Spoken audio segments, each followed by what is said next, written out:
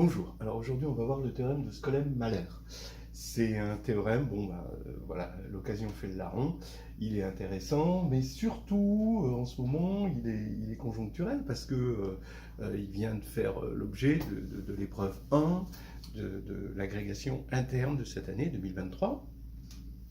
Donc c'est quand même assez engageant hein, de le regarder de plus près.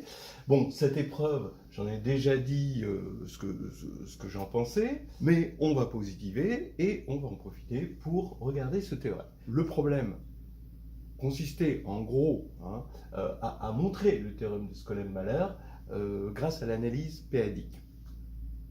Ici, en fait, on va le faire autrement. On va montrer que l'analyse p-adique n'est pas vraiment utile dans ce théorème. On en dira quelque chose après.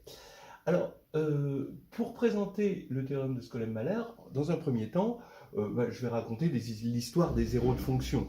L'histoire des zéros de fonction, vous devez connaître tous qu'un polynôme de degré n ne peut pas avoir énormément de zéros, pas plus que n, voilà, quand on est sur k de x, et k est un corps.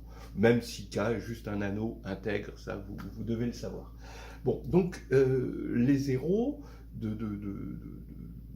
fonctions qui ont des contraintes, du coup, ces contraintes se reportent sur les zéros. Hein, et après, le théorème suivant, c'est quand la contrainte, c'est on est sur C, et qu'on a, alors ça vous le savez ou pas, quand on a des fonctions holomorphes sur C, c'est-à-dire des fonctions de la variable complexe, dérivables en complexe, disons, eh bien, une fonction holomorphe sur un ouvert de C, il y a ce qu'on appelle le principe des zéros isolés, qui fait qu'on ne peut pas faire n'importe quoi avec les zéros. Forcément, les zéros sont isolés entre eux. Entre autres, on retrouve que sur un compact, alors, comme ils sont isolés, il va y avoir un nombre fini de zéros, un petit peu comme les polynômes. Vous voyez, c'est des théorèmes de rigidité. Là, ce qu'on va voir avec le théorème de Skolem-Mahler, c'est les zéros de suite récurrente linéaire entière. Bon, alors on va se donner des exemples, parce qu'on en connaît tous au moins une, la suite de Fibonacci. 0, 1, 1, 2, 3, 5, 8, 13, 21, 34, etc. On nous l'a chanté sous tous les tons. Eh bien, c'est une suite qui vérifie un plus 1 égale un plus un moins 1. Son polynôme caractéristique, c'est donc x2 moins x moins 1. Voilà. Et ce que je vais appeler SU, ou S tout court, ça va être l'ensemble des rangs de ces zéros, l'ensemble des n tels que un égale 0, voilà, S ici, hein, c'est comme ça que je le définis. Donc, il n'y a que pour le rang 0 qu'on va avoir un 0. Donc ici, c'est que pour le rang nul. Après, par croissance, on ne retrouvera jamais 0 dans la suite de Fibonacci.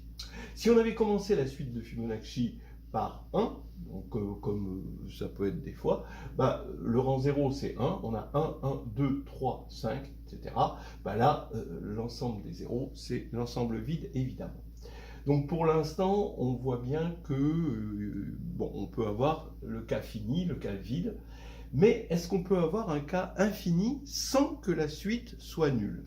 Alors regardez, un exemple, c'est de prendre des polynômes cyclotomiques. Comme ça, on va avoir des périodes. Et là, je prends phi6. Phi6, qu'est-ce que c'est? Si vous ne savez pas ce que c'est phi6, c'est pas grave. C'est x2 moins x plus 1. Mais en tout cas, c'est un diviseur irréductible sur Q de x6 moins 1. Ce qui va faire, en gros, que il va y avoir une période 6, qui n'est pas forcément la plus petite période, mais il va y avoir au moins une période 6. Regardez, on va prendre un plus 1 égale, puisque phi6 c'est le polynôme caractéristique de notre suite, ça va faire que un plus 1 est égal à un moins 1 cette fois-ci. Et on va commencer par deux entiers, hein, il faut toujours commencer par des entiers, donc il faut que le polynôme soit un coefficient entier et commencer par des entiers. Voilà. Donc ici on a 1, 0, et maintenant, ici, on va avoir 0 moins 1, ça fait moins 1, moins 1 moins 0, ça fait moins 1, moins 1 moins 1, ça fait 0, 0 moins 1, ça fait 1, et 1 moins 0, ça fait 1, et là maintenant, on a 1 moins 1, ça fait 0. Et là maintenant, on voit qu'on a une période, puisqu'on a retrouvé un 0, et là on a une période 6. Voilà, tout simplement.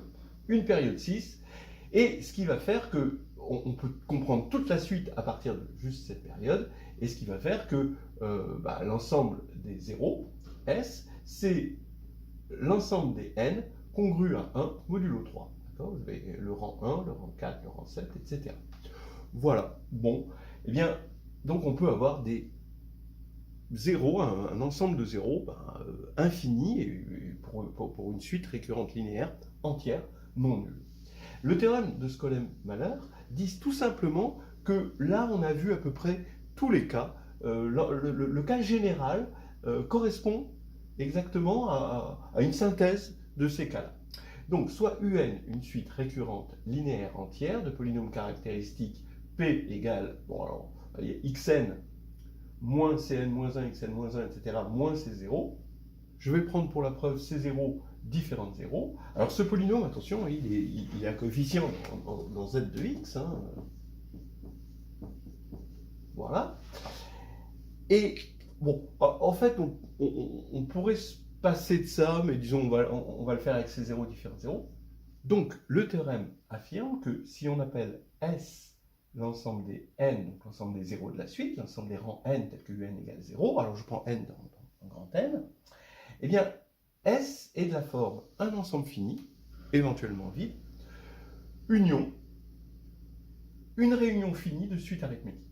Donc ici, vous avez un ensemble fini, ici, vous avez un ensemble vide. Là, il n'y a pas de suite arithmétique. Ici, il n'y a pas d'ensemble fini, mais vous avez une suite arithmétique, là. Bon. Donc on a bien une réunion finie de suite arithmétique, union, un ensemble fini, éventuellement vide. Voilà. Donc ça, on fait le bilan de ces exemples-là. Qu'est-ce que ça veut dire? Ça veut dire par exemple que l'ensemble des carrés, donc l'ensemble des éléments de la forme n carré, ne pourra pas être l'ensemble des zéros d'une telle suite. Voilà. Hein. Attention, ça peut être inclus, ne serait-ce que si la suite est nulle, mais ça ne pourra pas être égal. De la même manière, l'ensemble des éléments de la forme P puissance K, avec P un nombre quelconque, là pour l'instant, K dans N, ne peut pas être l'ensemble des zéros d'une suite récurrente linéaire entière. Voilà.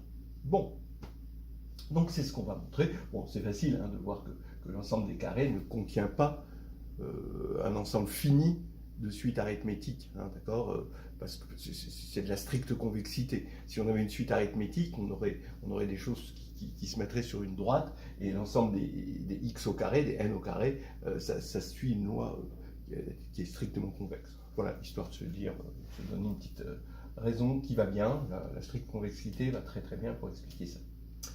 Alors, on va montrer le théorème de Skolem-Mahler. La stratégie, ça va être la suivante. On fixe P premier, tel que P ne divise pas C0. Comme C0 est non nul, on peut toujours trouver un P premier. Bien, on va appeler BP l'ensemble des suites, alors ça, vous allez voir, tel qu'il existe DI de Z, donc une suite DI d'entier, suite infinie, tel que Bn est égal à somme de I égale 0 à n, de I parmi n, P puissance I, DI.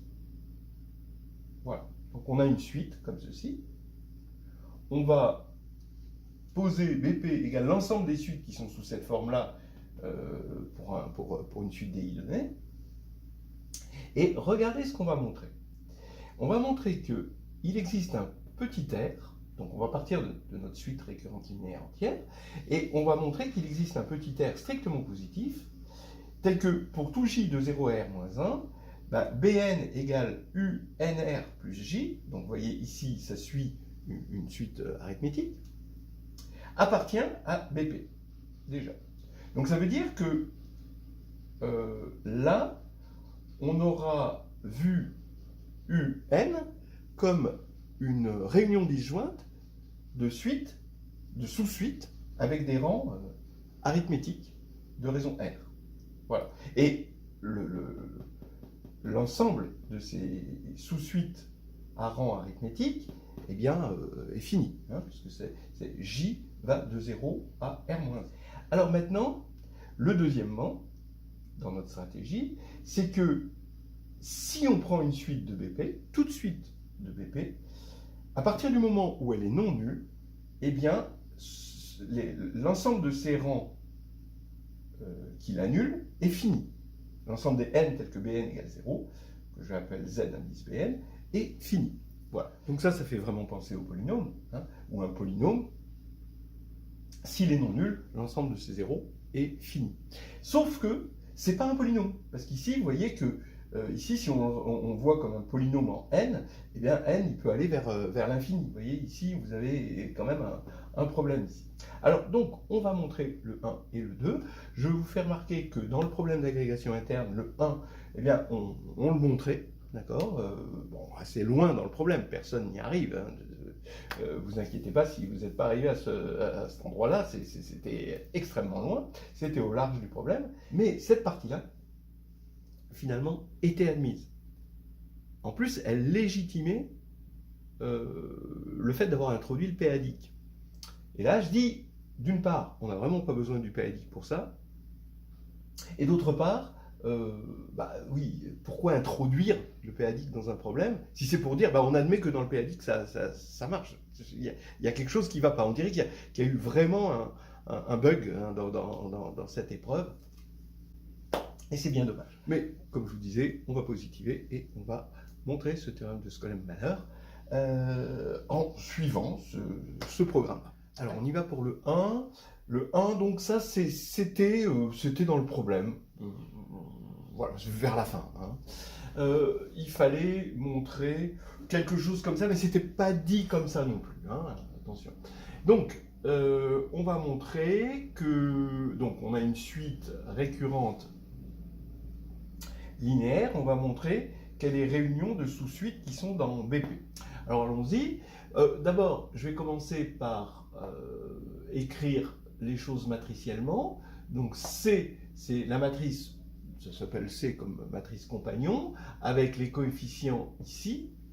Donc je vous rappelle que le polynôme caractéristique, disons, si vous voulez, la suite, ce serait UN plus D est égal à C n-1 UN plus D-1, ouais, plus, etc., plus C0, U, N. D'accord, voilà. Donc, voilà donc la suite telle qu'elle est définie. Donc les CI sont dans Z, tout est dans Z. Là. Donc je pose UN égale petit un, donc ça c'est un vecteur colonne. Donc il est dans Z puissance D si vous voulez. D'accord. Donc ça va être dans MD de Z, hein, l'ensemble des matrices, un coefficient entier de taille D. Alors, tout est fait pour qu'on ait une suite géométrique, hein, UN plus 1 égale CUN. Effectivement, parce que UN plus 1, ça va commencer par petit u indice N plus 1, donc qui va être égal ici à UN plus 1. Et ensuite, le deuxième, ce sera UN plus 2 égale UN plus 2, etc., parce qu'il y a ce décalage de 1. Et à la fin, eh ben, il va y avoir UN plus D moins 1, mais comme on ajoute 1, ça va faire UN plus D, et qui va être égal à la somme des C0 UN plus C1 UN plus 1, plus etc. Et c'est-à-dire qu'on va bien avoir cette formule de récurrence. Donc ce que je dis, c'est que on peut, c'est très classique, hein, on peut voir cette formule-là comme juste une suite géométrique, mais de vecteurs colonnes, avec une matrice qui est là pour faire la raison, en quelque sorte, de la suite géométrique. Donc par récurrence, on a UN égale C puissance N, U0. D'accord, voilà. Alors maintenant, si je prends le vecteur canonique E1, c'est 1 et que des zéros, voilà, alors vous voyez bien qu'on récupère petit un en multipliant, en faisant E1 scalaire UN. Donc je le fais avec E1 transposé, hein, fois UN. C'est le produit matriciel d'un vecteur ligne fois un vecteur colonne, et donc on va avoir petit un. C'est clair. Et donc, oui, ça fait E1 transposé CN U0. Voilà, puisque UN c'est CN U0. Alors on va utiliser évidemment beaucoup l'associativité de la multiplication matricielle. Et maintenant, vous vous rappelez que P ne divisait pas C0, et P premier, donc on va regarder les choses modulo P. Alors vous allez voir pourquoi. Bah, Cn bar, bah, ça va être C bar n quand on regarde modulo P. Modulo P, ça veut dire que je regarde tous mes coefficients, hein, au lieu de les voir dans Z, je les vois dans Z sur PZ, c'est-à-dire ce qu'on appelle Fp. Alors bien sûr, c'est compatible avec la multiplication, c'est-à-dire que quand on fait cette réduction, eh ben, on a A fois B, le tout bar, c'est A bar fois B bar. Pareil pour l'addition, etc. Là, on se sert surtout de la multiplication. Et le déterminant de C bar, bien sûr, c'est le déterminant de C, le tout bar, toujours par compatibilité. Regardez le déterminant ici. Le déterminant, ben, on regarde le déterminant par rapport à cette colonne, et donc il va y avoir juste C0 fois là le déterminant de l'identité, et donc qui fait 1. Alors là c'est en valeur absolue que je prends le déterminant, c'est plus ou moins C0 hein, selon la parité de D.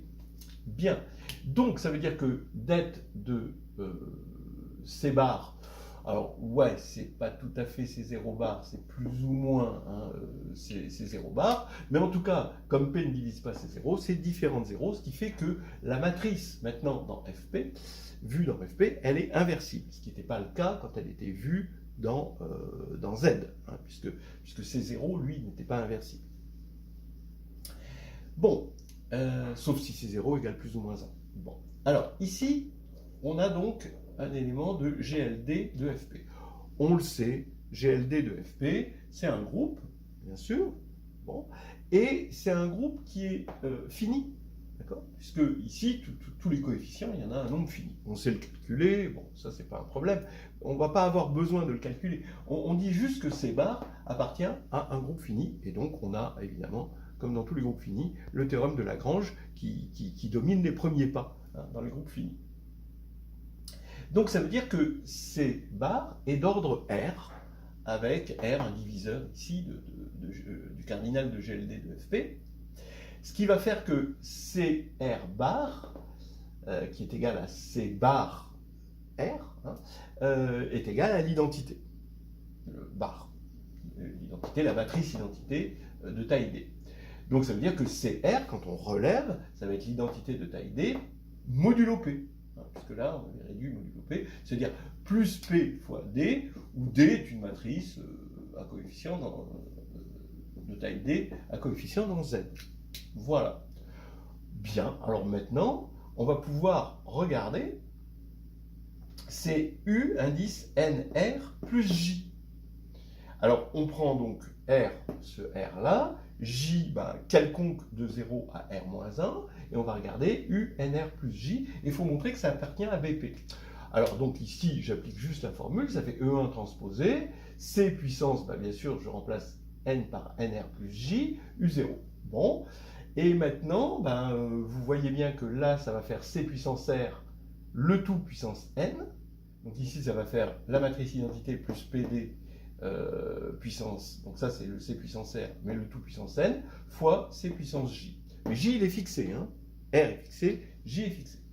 Bien, et fois U0. Voilà, ben maintenant il n'y a plus qu'à développer par Newton, et c'est la somme de I égale 0, de I parmi N, P puissance I, D puissance I, mais là on va multiplier à gauche par E transposé, E1 transposé, il y a le CJ et le U0. Alors tout est fait ici, hein. Donc ici on a une matrice de taille D, ici on a une matrice ligne, ici une matrice colonne, donc ça, ça va être dans Z. Hein. Alors pourquoi c'est dans Z? Je vous rappelle que D est à coefficient dans Z, C est à coefficient dans Z, E1 évidemment, et U0 aussi. Hein. U0 c'était les premiers termes hein, finalement de notre suite récurrente, tout est dans Z. Donc on a un DI dans Z et on voit bien que là on va poser ça égale BN. Et c'est fini pour le petit 1. Donc là on avait fait une bonne partie on va dire du problème. Et ça c'était subdivisé en beaucoup de questions. Et maintenant on va montrer qu'une telle suite, hein, une suite qui est sous cette forme là, eh bien elle a une certaine rigidité. qui est semblable à celle des polynômes, même si ce n'est pas polynomial. C'est-à-dire, à partir du moment où elle est non nulle, eh ben, elle a un nombre fini de 0. Je ne l'ai pas dit, hein, mais ça impliquera évidemment le théorème de Skolem-Noether, puisque UN va se retrouver être réunion finie de suites qui sont soit finies pour ça, qui sont soit nulles, soit avec un nombre de zéros fini. Donc on a besoin de quelques préliminaires pour attaquer cette question qui, je vous rappelle, était admise dans le problème. Mais là, c'est la version rationnelle plutôt que péalique hein, de la solution. Donc les préliminaires. D'abord sur Q, on a cette p-valuation hein, bon, qui était étudiée dans le problème. Donc on prend R, un rationnel, il est de la forme A sur B avec A et B entier, et on a la p-valuation pour P premier, nu P, bah, c'est nu P de A moins nu P de B. Nu P de A, c'est l'exposant en P hein, de la décomposition de A en facteur premier, c'est bien défini, moins nu P de B, et on sait que ça ne dépend pas du choix de A et B pour représenter R. On montrait que nup de xy c'est nup de x plus nup de y, et que nup de x plus y est supérieur ou égal à min de nup de x, nup de y. Récemment, dans la vidéo sur les péadiques, hein, on montrait ça dans le cas de péadique. Alors maintenant, il y avait la formule de Legendre. La formule de Legendre, bon, elle est assez connue, mais bon, elle était aussi dans l'épreuve d'agrég. Donc c'est nup de factoriel n. Qu'est-ce que c'est? Forcément, d'après ça, c'est nup de k, la somme de k égale 0 à n. Maintenant, ça veut dire les nup de k, des fois, ça va être des 0, des fois, ça va être des 1, des fois, ça va être des 2, etc. etc. Maintenant, les 1 arrivent dès que n est multiple de p, sans être multiple de p2. Et ça, il y a un cycle de longueur P, d'accord? Tous les P, il y en a. Donc il faut regarder la partie entière de n sur P. Mais des fois, ça va devenir multiple de P2, d'accord? Donc là, l'évaluation, sans être multiple de P3, donc là, l'évaluation, la P-évaluation, elle va valoir 2. Donc il faut, par rapport à la valuation 1 qu'on avait, parce que c'était un multiple de P, comme c'est un multiple de P2, il y a un surplus, et on rajoute la partie entière donc de n sur P2, etc., etc. Donc en fait, bon, comme de toute façon, cette suite elle est nulle à partir d'un certain rang, on peut écrire sans problème, c'est la somme de s égale 1 à plus l'infini des parties entières de n sur ps. Bon, vous vérifiez ça, c'était dans le problème. En plus, je l'ai corrigé il n'y a pas longtemps quand j'ai fait la correction de l'épreuve, des premières questions de l'épreuve, on va dire. Alors maintenant, c'est inférieur ou égal, évidemment, ça c'est inférieur ou égal, on peut enlever ceci, mettre n en facteur, et on va tomber sur une série géométrique, et dont on vérifie facilement que cette série géométrique-là, avec le n devant, ça va être égal à n sur p-1. Donc on a cette inégalité que l'on va exploiter tout à l'heure, et qu'on appellera la formule de Legendre. Bien. Alors maintenant, on a besoin de ces polynômes-là, Pn de x égale somme de i égale 0 à n, de x moins 1, x moins i plus 1 sur factoriel i, p puissance i di. Pourquoi ils nous servent? Parce que p de n est égal à bn, hein, d'accord, ici. Voilà, j'ai juste développé ce truc-là, et posé x égale n. P de n égale bn, mais mieux, si n est plus grand ou égal à m, vous voyez que quand on va appliquer en m, eh bien, tous les termes entre m plus 1 et n de ceci vont être nuls, parce qu'on on aura dans cette suite-là 0, et quand on va faire le produit, ça fait 0. Ça fait que Pn de m est égal à Pm de m, puisqu'on peut aller jusqu'à m, et on applique en m, et donc ça fait Bn. Voilà, bon, c'est tout simple.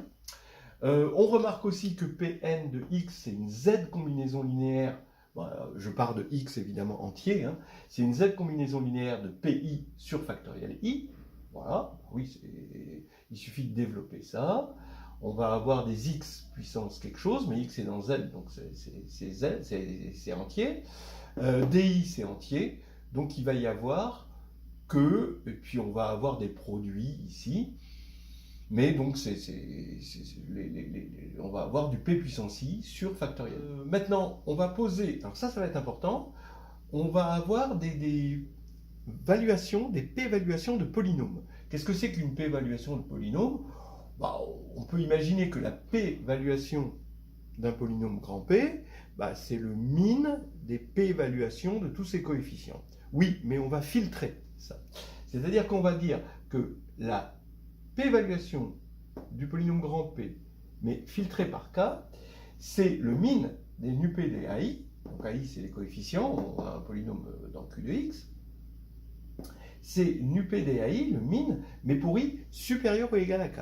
Ce qui fait que pour i supérieur ou égal à 0, bien sûr, on retrouve la p-évaluation du polynôme tel que je viens de la définir. Bien. Voilà, ça c'était les préliminaires. On va maintenant attaquer vraiment la preuve. Pour l'instant, on n'a presque rien dit à part la formule de Legendre. Ça, c'était des choses assez classiques. Mais la stratégie, c'est qu'on va supposer que ZBN est infini et montrer qu'alors B est nul, c'est-à-dire que pour tout cas, BK égale 0.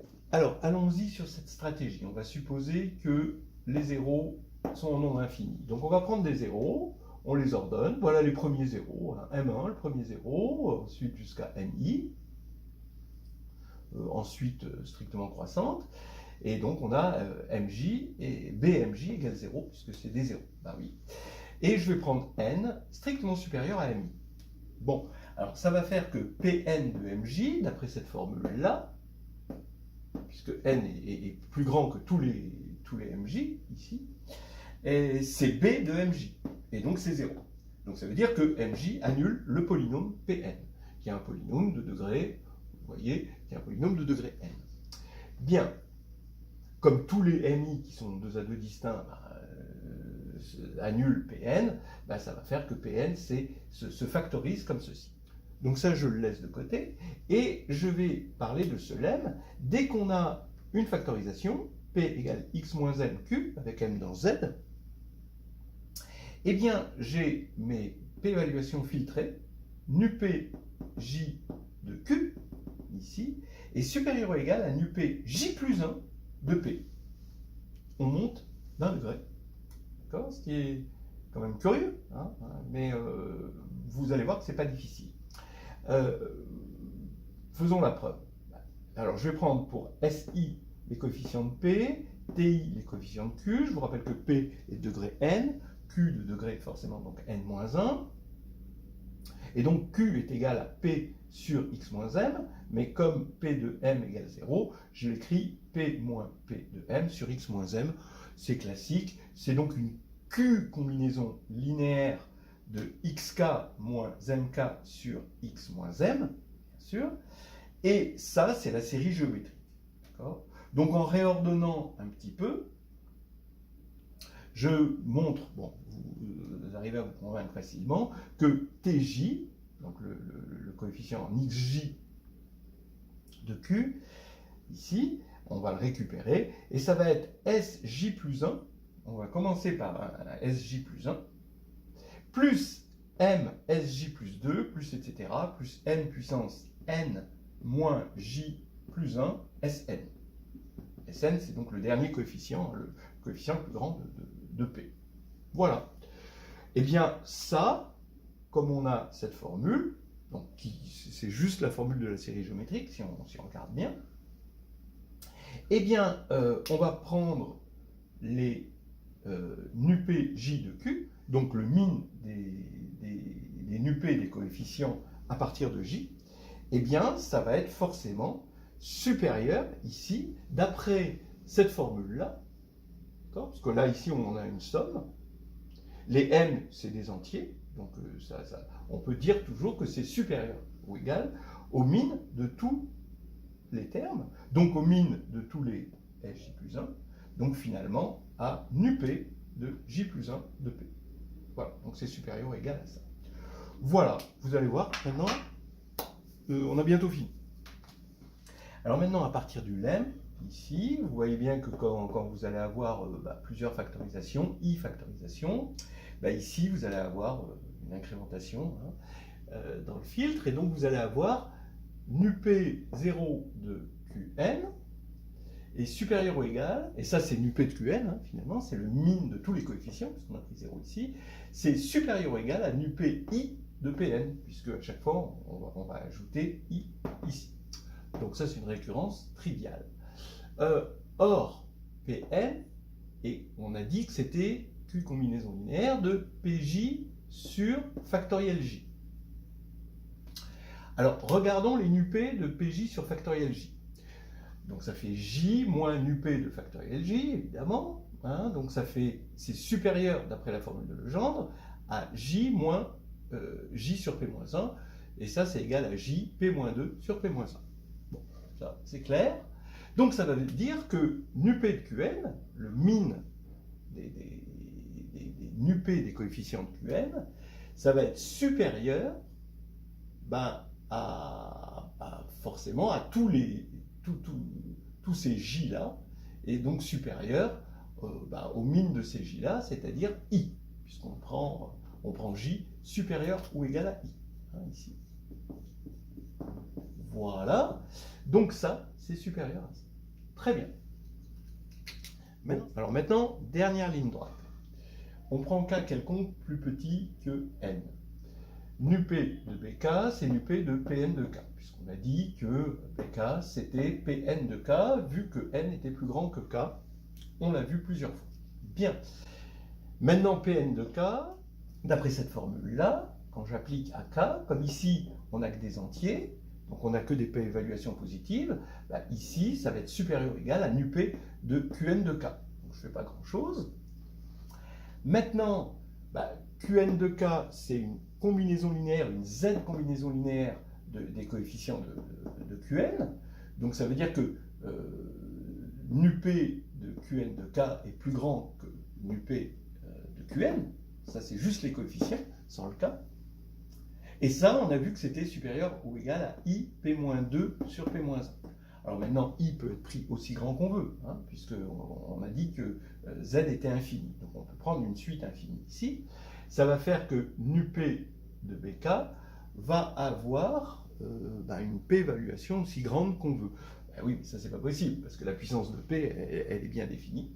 Il n'y a que 0 qui peut avoir une puissance infinie aussi grande qu'on veut de P qui divise BK. Bien, donc ça veut dire que quel que soit K inférieur ou égal à N ici, BK égale 0, et donc N étant arbitrairement grand, voilà, ça fait que la suite est entièrement nulle. Voilà, c'est un joli théorème de rigidité de Skolem-Mahler. Voilà, maintenant on va passer à un petit épilogue. Alors voici pour l'épilogue. Alors pourquoi on parlait de ZP, de p-adique oui, les preuves ici de Skolem-Mahler peuvent se faire en p-adique.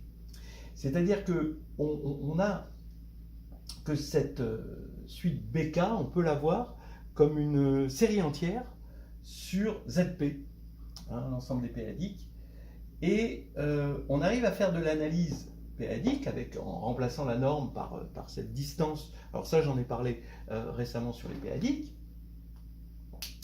Et en fait, avec ces séries entières, on va avoir un théorème des zéros isolés, exactement comme dans l'analyse complexe. C'est exactement le même principe, où on peut factoriser des choses et avoir une multiplicité d'un polynôme, comme pour les fonctions holomorphes. Et donc on a un principe des zéros isolés, comme dans les fonctions holomorphes. Juste, ça nous demande une norme, mais là, cette fois-ci, c'est la norme p-adique. Et comme ZP est compact, ça, dans la vidéo que j'ai faite sur ZP, je l'ai démontré, les zéros étant isolés, il y a un nombre fini de zéros, puisqu'il ne peut pas y avoir de points d'accumulation dans un compact. Voilà, et c'est pour ça qu'on avait, pour quelque chose de non nul, c'est exactement comme le fait qu'une fonction holomorphe qui a des zéros non isolés, forcément elle est nulle. C'est exactement la même chose. Donc ça peut peut-être vous engager à aller regarder du côté du PADX, où ce genre de méthodes sont très agréables, mais on ne va pas le trouver justement. Le problème a soigneusement évité cette partie-là. Parce que à mon avis, ça devait être très très difficile de l'intégrer dans un problème d'agrégation interne. Maintenant, le théorème s'appelle théorème de Skolem, Mahler, et puis Leck aussi. Ils ne l'ont pas fait ensemble, mais simplement ils ont chacun donné leur contribution en regardant sur des corps différents. Et en fait, vous avez des corps de caractéristiques 0, et puis après sur d'autres corps. Mais donc sur Q, on l'a vu sur Q, on peut le voir sur les péadiques, on peut le voir sur des corps de caractéristiques 0 aussi, un peu plus durs. Et vous avez un contre-exemple, maintenant, sur lequel le théorème ne marche pas. C'est si on prend pour corps de base fp de t. Donc c'est l'anneau des polynômes sur z sur pz à indéterminé t. Alors, vous allez voir, il est quand même il est quand même sympa ce contre-exemple, il est vite vu. Vous prenez un, une suite récurrente linéaire sur K, avec U0 c'est moins 1, U1 c'est 0, et U2 c'est 2t. Et le polynôme caractéristique de la suite récurrente linéaire, donc finalement sa récurrence linéaire, le polynôme caractéristique c'est x moins t plus 1, facteur de x moins t, facteur de x moins 1. Donc ça veut dire que un plus 1, ça va être une combinaison, vous avez l'habitude probablement, puisque les racines du polynôme caractéristique sont simples, ici, donc il va y avoir t plus 1 puissance n, t puissance n et 1 puissance n. Maintenant, on regarde, celle-ci marche bien, puisque bon, c'est une base, donc il y a unicité. Donc pour 0, bah, ça va faire 1, moins 1, ça fait moins 1. Pour 1, ça fait t plus 1 moins t moins 1, ça fait 0. Et puis pour 2, ça fait t plus 1 carré moins t carré moins 1, ça fait 2t. Donc c'est ça. Vous avez donc un égale ça. Alors, quand est-ce qu'un s'annule? Eh bien, exactement, puisque t est une indéterminée, un va s'annuler exactement quand la énième ligne du triangle de Pascal est nulle modulo p. Parce que là, on va avoir tous les éléments du triangle de Pascal, et nul sauf les extrémités, évidemment. Ben oui, mais ça, c'est pour les p puissance k. Je l'ai déjà fait dans un... si vous voulez voir une preuve en vidéo, vous le voyez sur une vidéo qui s'appelle Triangle de Pascal fractal, ou fractal dans le triangle de Pascal, quelque chose comme ça. C'est exactement pour cela. Mais ça, bah, ça ne contient... c'est pas une réunion finie de suite arithmétique. Voilà, c'est ce que je disais au tout début. Donc voilà, c'est terminé, on a fait le tour du théorème de Skolem-Mahler.